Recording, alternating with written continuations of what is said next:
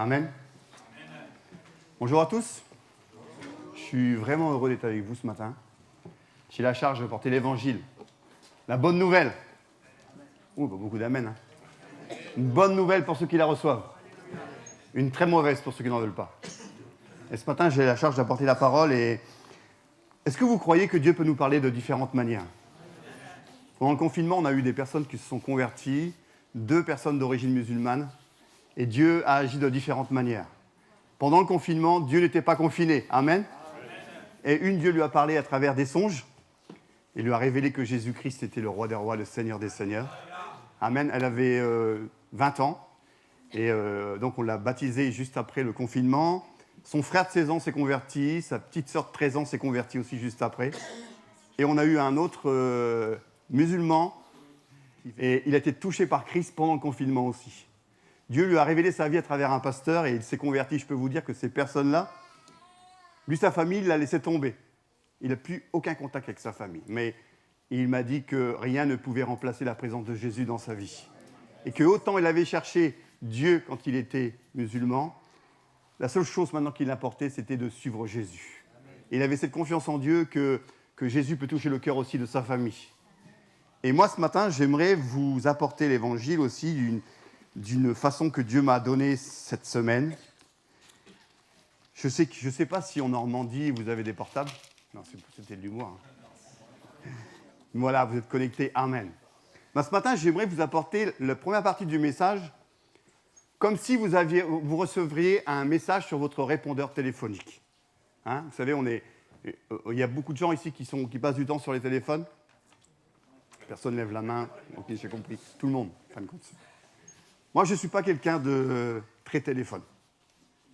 Mais voilà, j'en ai un aussi. Et ce matin, j'aimerais vous dire que Dieu veut parler au cœur ce matin, de ceux qui n'ont pas encore reçu le message. Je crois qu'avec les chants qu'on a chantés ce matin, peut-être qu'on n'aurait peut-être même pas besoin d'apporter la parole parce que la parole, elle était là ce matin. Ce qui est important, c'est qu'on nous parle de la croix, ce qui s'est passé à la croix. Et ce matin, j'aimerais vous dire quelque chose, c'est je vais me transformer en répondeur. Et vous dire, comme vos téléphones vous disent des fois, vous avez un nouveau message. Reçu aujourd'hui à 11h25. Mon enfant, j'ai essayé de te contacter plusieurs fois, sans succès. Tantôt d'une manière, tantôt d'une autre. À travers un verset, à travers une prière, à travers un chant, à travers un sourire. Mais impossible d'attirer ton attention. J'ai donc décidé de te laisser un message sur ton téléphone, sachant que tu passes beaucoup de temps avec lui. Je sais et je crois que cette fois, tu vas me remarquer. J'ai préparé plein de belles choses pour toi. Tout ce dont tu as besoin. La paix, l'amour, la joie, l'espoir et plein d'autres choses. Elles peuvent changer ta vie. Amen.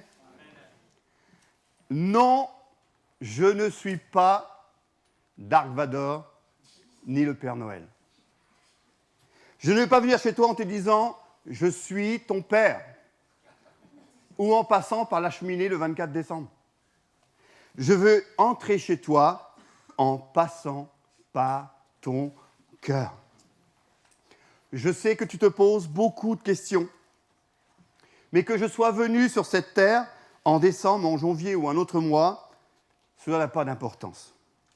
Ce qui est important, c'est que je vienne, c'est que tu me laisses entrer dans ton cœur.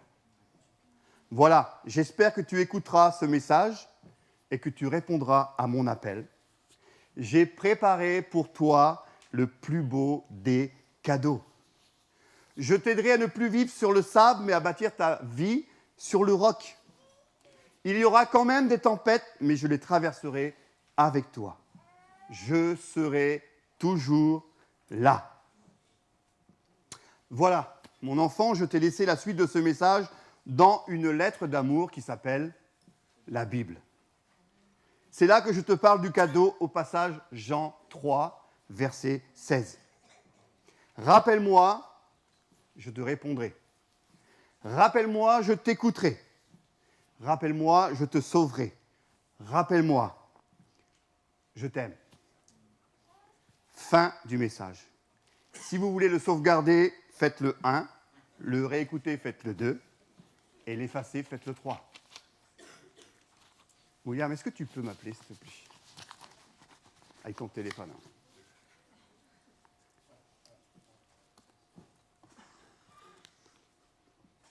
T'as mon numéro? Oui, mais comme tu réponds jamais. Ça casse sexe, madame. Ah, je suis sur mode avion. Voilà ce qui arrive souvent avec Dieu. Dieu veut nous parler, mais on n'est pas connecté. On n'est pas connecté. Et moi, pendant 26 ans, j'ai été avec Dieu en mode avion.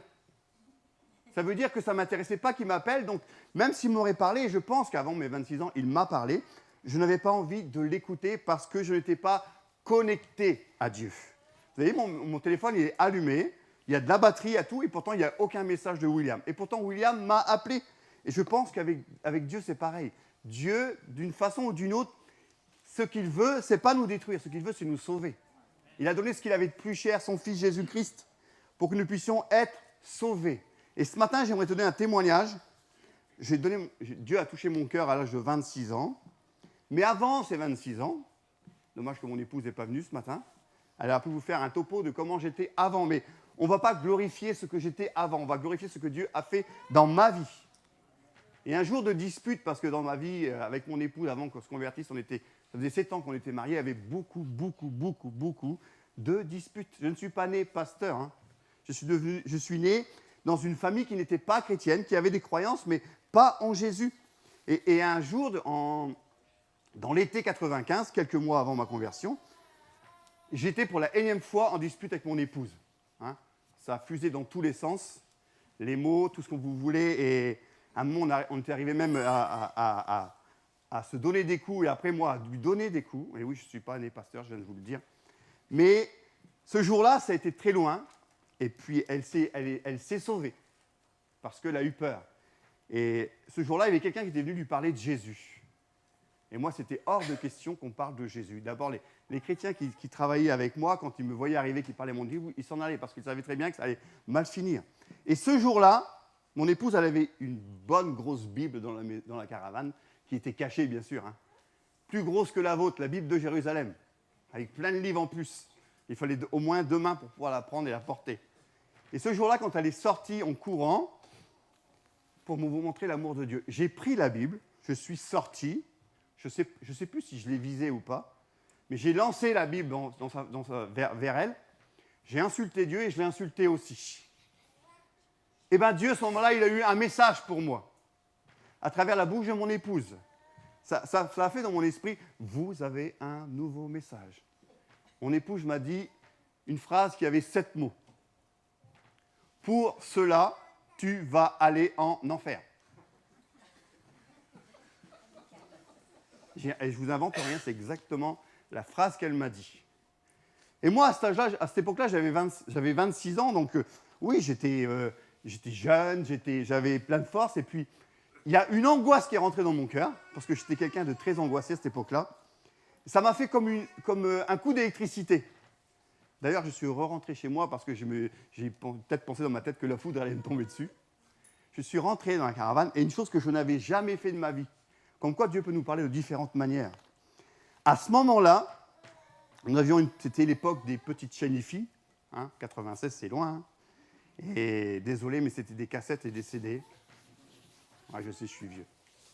Mais à ce moment-là, je crois vraiment qu'il y a eu le mode avion qui s'est enlevé et le Wi-Fi avec Dieu s'est établi.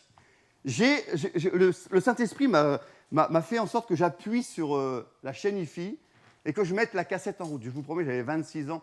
Jamais de ma vie, je n'ai appuyé sur écouter une musique comme un cantique. C'était impossible pour moi. Vous allez peut-être vous dire, il était possédé. Ben, certainement. Mais c'était impossible pour moi. Et à ce moment-là, j'ai appuyé sur la cassette. La cassette s'est mise en route et dans mon esprit, il y a eu un nouveau message. Vous avez un nouveau message. Écoutez bien ce que Dieu m'a dit. La cassette a démarré à ce moment-là. Il y a toujours une place à la croix. Il y a une place pour toi. Quoi que tu aies fait et qui que tu sois, il y a une place pour toi. Jésus n'est pas venu pour juger. Jésus est venu pour aimer. Et c'est repris, il y a toujours une place à la croix. Et j'aimerais te dire ce matin qu'à ce moment-là, je ne sais pas ici si vous êtes en 4G ou en 5G, mais à ce moment-là, j'ai eu la 7G. La 7, c'est le chiffre parfait pour Dieu. Hein. Et ce n'était pas les réseaux pour avoir le téléphone, mais c'était la grâce. La grâce parfaite. C'est la première fois que j'ai pleuré devant Dieu. J'ai pleuré parce que ces paroles m'ont transpercé. Alors bien sûr, ça n'a duré qu'un instant, parce que j'ai entendu mon épouse qui revenait dans les graviers. Hey, je suis un gitan quand même. Hein. Je n'ai pas pleuré devant mon épouse. Je me suis frotté les yeux. Et j'ai fait une expérience qui m'a montré que Dieu existait. Et une autre plus tard qui m'a montré qu'il me sauvait. Quelques mois après, ça faisait quelques semaines que j'allais à l'église. Et je n'étais pas encore baptisé, mais j'avais fait des expériences avec Dieu. Mais à un moment, on était dans la voiture tous les deux, et puis l'ancien David est revenu. Hein, j'ai eu, comme on dit, un coup de sang chez nous. Et j'ai recommencé à être méchant avec mon épouse dans la voiture. Et je l'ai insulté. Sauf que ce n'est plus la même époque. Mon épouse a dit, on ne peut pas continuer comme ça, ce n'est pas possible. Donc je vais appeler le pasteur. Et le dimanche, je suis allé à l'église parce que je voulais plus être comme ça. Le dimanche, je suis allé à l'église et puis le pasteur m'a appelé. Et je suis allé voir le pasteur. Il m'a dit, écoute, on va prier pour toi, on va prier pour vous.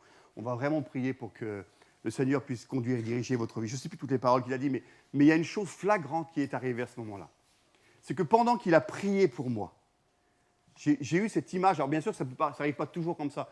Mais j'ai eu ce mur blanc, hein, ou cette robe blanche, je ne sais plus, rempli de taches, rempli de taches, de toutes plein de taches dessus. Et au fur et à mesure que le pasteur priait pour moi, j'ai vu toutes ces taches partir. Et ce mur blanc immaculé, ou cette robe blanche immaculée. Et là, j'ai réellement compris que j'avais fait une rencontre extraordinaire avec Jésus. Quelque chose d'extraordinaire. J'ai compris que Dieu voulait me sauver à ce moment-là. J'ai compris que Dieu me lançait un message d'amour. Et j'aimerais te dire ce matin que le message de Jésus, le message de Dieu, il est à la croix. Hein? Jésus n'est pas mort pour rien. Dieu n'a pas tant aimé le monde qu'il a donné son Fils pour rien. Dieu a tant aimé le monde, Dieu t'a tant aimé, Dieu m'a tant aimé qu'il a fait en sorte de me faire le cadeau le plus merveilleux. Vous savez, je lis souvent des livres en ce moment et je vois des gens très connus, des gens qui ont de l'argent, ne plus savoir qu'en faire. Et 9 fois sur 10, quand on leur pose la question « Qu'est-ce que vous voudriez avoir que vous n'avez pas ?»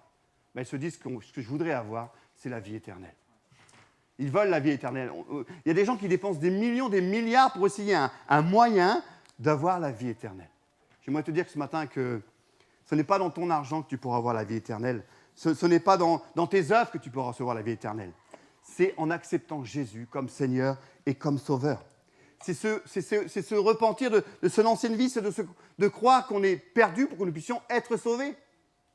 Moi, j'ai passé des années dans l'angoisse, j'ai passé des années dans la peur, et quand j'ai reçu Jésus dans mon cœur, je peux vous dire que j'ai passé des moments extraordinaires. On ne peut pas savoir la valeur de la paix tant qu'on ne l'a pas eue. Mais quand vous vous couchez le soir et que vous avez passé une bonne journée, moi, j'étais quelqu'un qui aimait faire rire tout le monde. Hein, quand des jeunes sortaient, même au début, quand on était mariés, ils venaient nous chercher pour qu'on va avec eux parce qu'ils savaient qu'ils allaient passer une bonne soirée. Mais quand je me couchais le soir, quand je me retrouvais seul dans mon lit, hein, même si mon épouse était là, je repartais dans mes angoisses, je repartais dans mes peurs, je repartais dans mes tourments. J'étais un hypochondriaque, ça veut dire que peu importe ce qu'on vous disait, mais je vous promets que c'est la vérité, quelques heures après, j'avais les symptômes. Hein. J'avais les symptômes parce que mon cœur était angoissé, mon cœur était tourmenté. Et quand j'ai reçu Jésus comme Seigneur et comme Sauveur, il m'a libéré de ça. Ça faisait des années que j'étais comme ça. Le jour où j'ai donné mon cœur à Jésus, où j'ai levé ma main, on a prié pour moi, je ne me suis même pas rendu compte tout de suite que j'étais délivré, que j'étais libéré. C'est quelques jours, au bout de quelques jours, je dis à mon épouse, mais j'ai oublié de te le dire, mais je suis en paix, je me sens en paix. Je n'ai plus peur de la mort parce que je sais que Jésus a vaincu la mort pour moi. Et j'aimerais te dire ce matin, il faut que tu écoutes le message de l'Évangile. Il faut que tu regardes à la croix. Il y a aussi une place pour toi. Ne te déconnecte pas ou ne te déconnecte plus. Va dans la messagerie de ton cœur ce matin. Va réécouter ce que le Seigneur t'a dit ce matin. Va écouter ce que le Seigneur te dit ce matin. Ce n'est pas un message de condamnation. Ça, c'est la religion. Attention, si tu ne fais pas ça, tu vas aller en enfer. Dieu n'a pas un message de condamnation. Si ton cœur te condamne, la Bible dit que Dieu est plus grand que ton cœur. Dieu est plus grand que ton cœur. Dieu a une vision beaucoup plus loin que celle que tu as. N'essaye pas de faire des œuvres pour être sauvé, mais viens à l'œuvre de la croix. Viens à l'œuvre que Jésus a faite. Jésus, c'est pas Dieu ne veut pas une religion, Dieu ne veut pas une nouvelle religion pour toi. Il veut une relation personnelle. Il veut une communion avec toi. Hein? Il a un réseau qui passe, il n'a jamais de problème. Hein? Lui, il est tout le temps connecté. Si tu entends sa voix, n'endurcis pas ton cœur. Les versions nous disent « Aujourd'hui, si tu entends sa voix, n'endurcis pas ton cœur ». Mais il y a un mot encore plus profond qui dit « Maintenant, si tu entends sa voix, n'endurcis pas ton cœur ».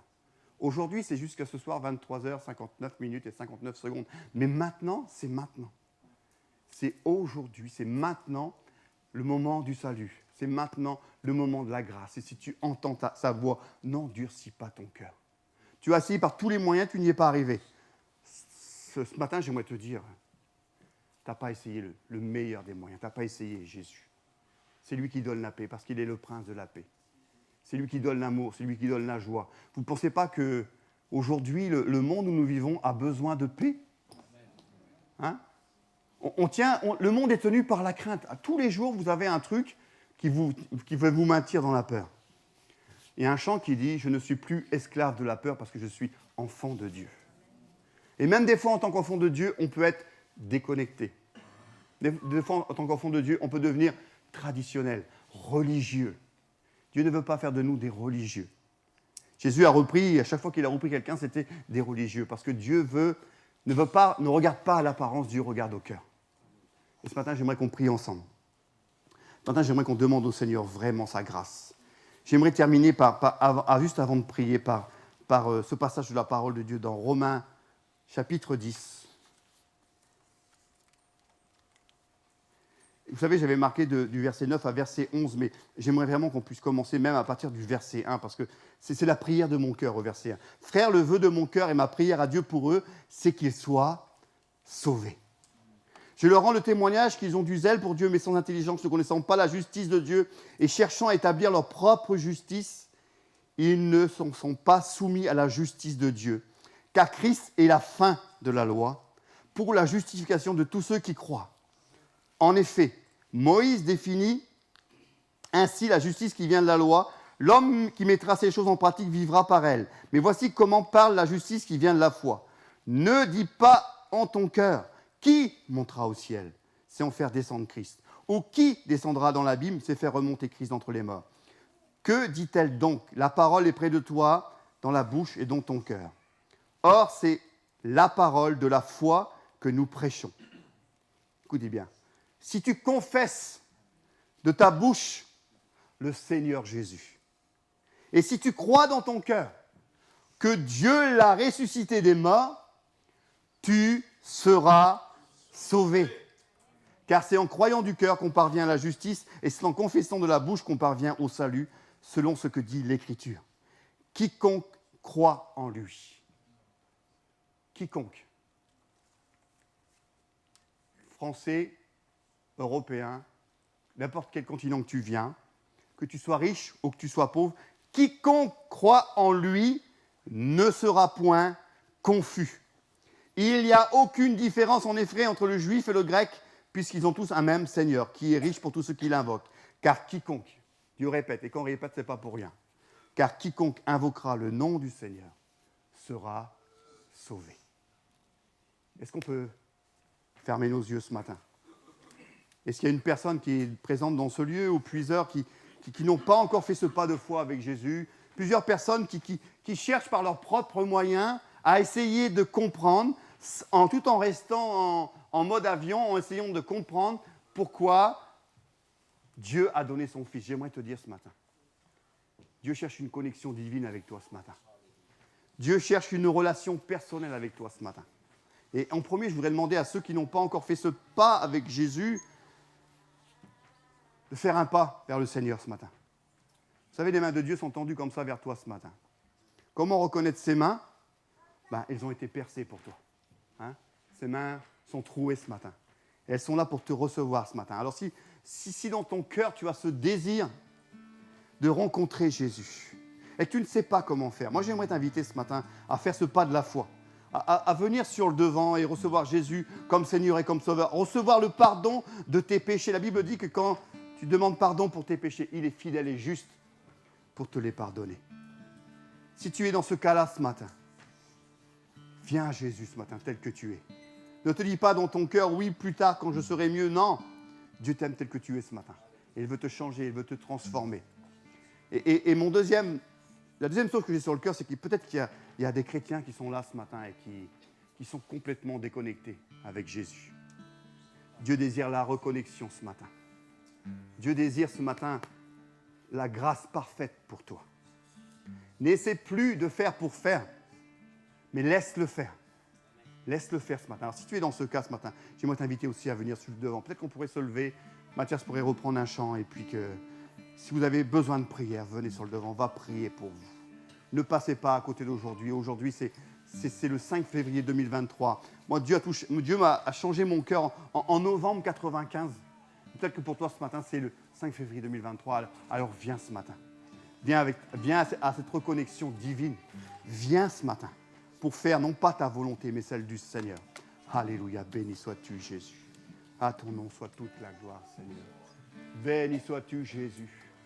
Oh, que ton nom soit béni, que ton nom soit loué, que ton nom soit glorifié. Sentez-vous libre ce matin de demander la prière. Sentez-vous libre. Dieu est là pour vous aider à changer de cap ce matin. Changer de direction.